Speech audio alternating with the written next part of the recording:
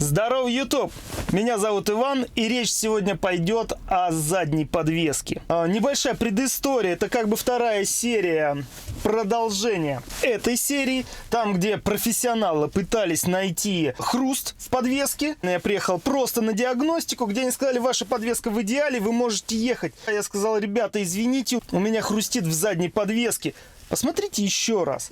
Посмотрев еще раз, они опять ничего не нашли, но решили придраться к полиуретановой втулке с заднего стабилизатора. По той причине, что она была просто полиуретановая. А полиуретан, ну, все привыкли, так сказать, догматично доказывать, что полиуретан это плохо.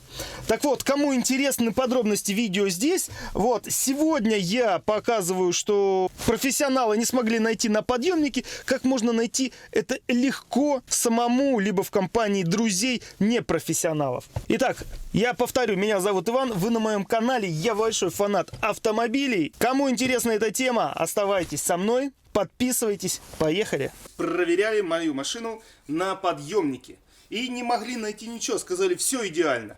Смотрим, как проверяют непрофессионалы. Так, попробуйте то же самое повторить на подъемнике. Так, еще. Скрипит, хрустит. Всего лишь. Источник скрипа у нас находится вот здесь. Ровно под втулкой.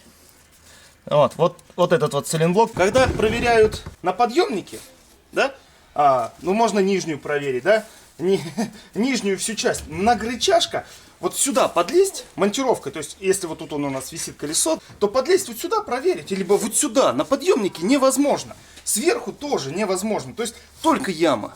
Вся эта проверка, это вот для УАЗиков, для какой-нибудь классики, для каких машин, у которых не многорычажная система. То есть многорычажную систему проверить на подъемнике, ну это просто ерунда какая-то. То есть вот эти верхние рычаги, ну никак не было у них возможности его проверить. Здесь также мешает тот же самый стабилизатор. Два рычага. Вот этот рычаг у нас вообще одинаковый, что на эту сторону, что на ту.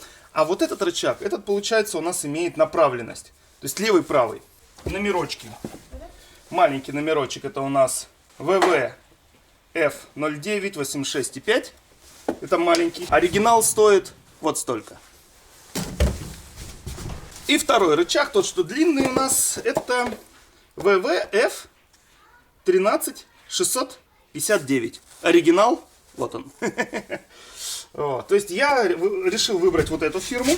И, соответственно, посмотрим, как они себя покажут. Итак, здесь у нас ключ. Головка не подойдет, так как он под углом, да, они вот стоят. А сюда она не входит. Вот я еще раз говорю, что головка сюда не подойдет, она сюда не налезет. Нужен будет ключ на 24. А здесь у нас на 18. Ну, здесь удобнее будет головкой откручивать все это.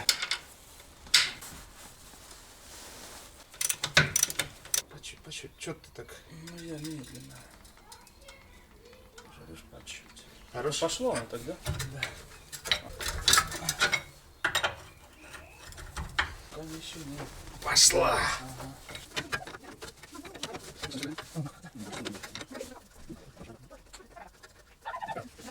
Вот такого формата гайка.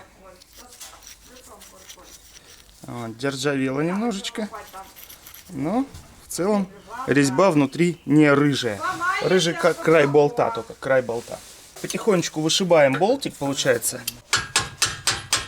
Так, и, соответственно, тот второй по чуть. Самое главное, когда работаете на яме, чтобы подложить что-то под...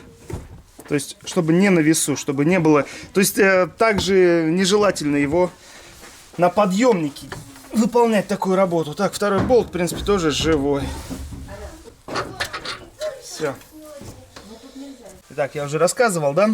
Этот имеет левый-правый. Почему? То есть, вот здесь, получается, выпуклый блок. И здесь, соответственно, трапеция, да?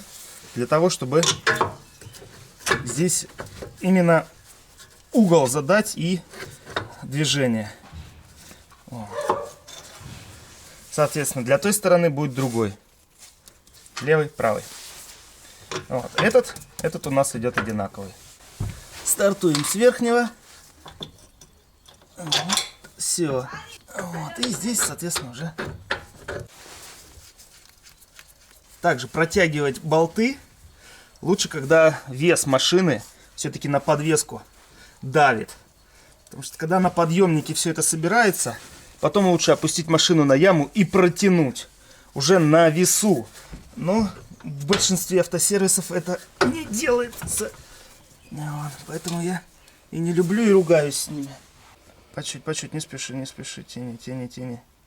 Тихо, пальцы, блядь. Пальцы достать. Ага. Так, ну-ка. Еще? Давай, потянешь? Еще. Да, итак, вот здесь у нас получается 21. Специфический ключик 21. Вот, откручиваем здесь.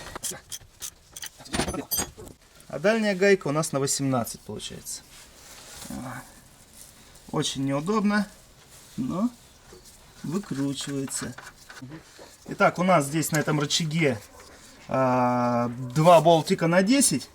Один у нас держит тросик ручника. Вот, а второй у нас получается болтик на 10. Это датчик положения кузова. Задний.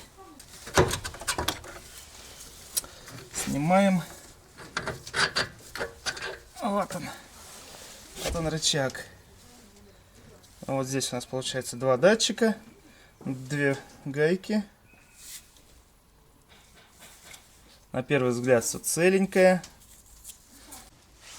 Итак, если здесь у нас понятно было дело, да, не ошибемся, левый, правый, у него выступ, то здесь у нас получается отверстия разные. Здесь более толстое, здесь более тонкое. И, соответственно, также и ставим, потому что здесь более толстый болт, наверху меньше.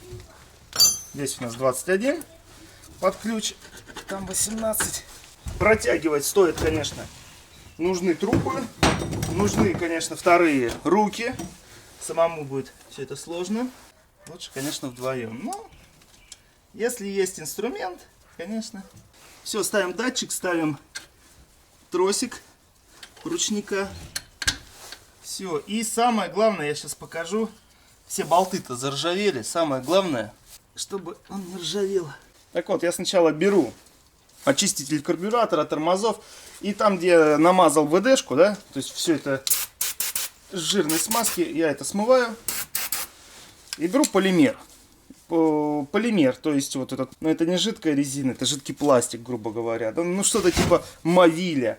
И просто обрабатываю верхние, те части, которые у нас ржавеют. Водичка меньше попадает, болтики крутятся. Особенно если вы не часто делаете развал схождения, когда, да, мастер залазит туда, а там все уже приржавело. И приходится вырезать, все выбивать. Ну как вот с Mitsubishi, да. Самый сложный ремонт Mitsubishi, да, японские машины не ломаются, я про Pajero, а развал схождения стоит в среднем 50 тысяч рублей, потому что все болты нужно отрезать, все рычаги порезать, и только тогда поставить все новое, и тогда только сделать развал. Поэтому полимер, потом что еще, мовиль, и всякие вот эти пленки, которые лишним не будет. В принципе, так слегка закрываешь. Все, готово. Здесь запаяли, здесь и так везде.